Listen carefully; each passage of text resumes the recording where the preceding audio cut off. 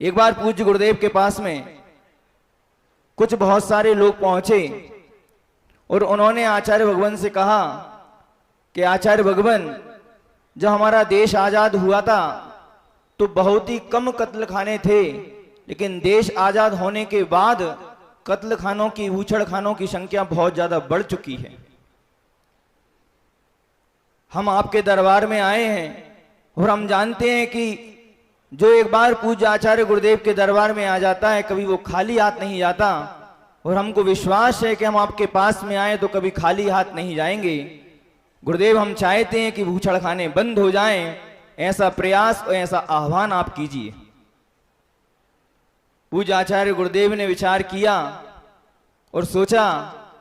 उन्होंने कहा कि आप जिस उद्देश्य को लेकर आए हैं, मैं आपको उन उद्देश्यों की पूर्ति तो मैं नहीं कर सकता। सारे के सारे लोगों ने सुना और नीचा मुंह करके वापस चले गए। उनके मन में विकल्प था कि मात्र एक ऐसा दरबार है जिस दरबार में हम चाहते थे कि खाली हाथ नहीं जा सकते, आज उस दरबार से हम खाली हाथ जा रहे हैं।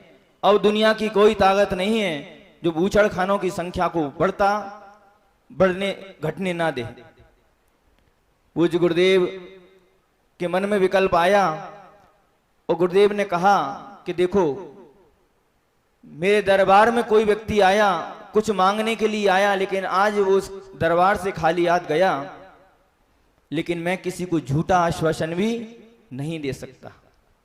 मैं झूठा आश्वासन कैसे दे दूं? मैं महाव्रती हूं, मैं कैसे इन ऊछड़ खानों को बंद करा सकता हूं?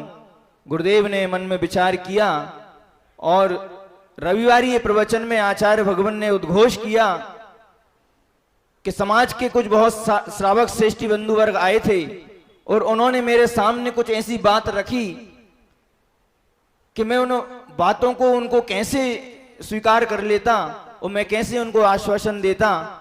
मैं महाव्रती हूं, मैं झूठा आश्वासन नहीं दे सकता। उन्होंने बात ही ऐसी रखी थी, उन्होंने कहा था कि संपूर्ण भारतवर्ष से ऊछड़ खाने बंद हो जाएं।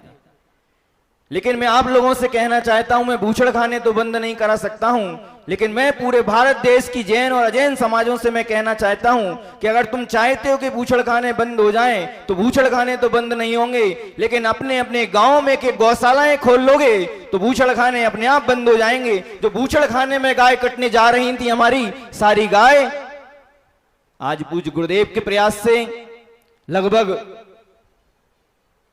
प्रत्येक साल लगभग 2 लाख वंशों की जो ऊछड़ खाने कटने जाते हैं थे गोवंश, आज वो गायों में, गौशालाओं में संरक्षित किए जा रहे हैं।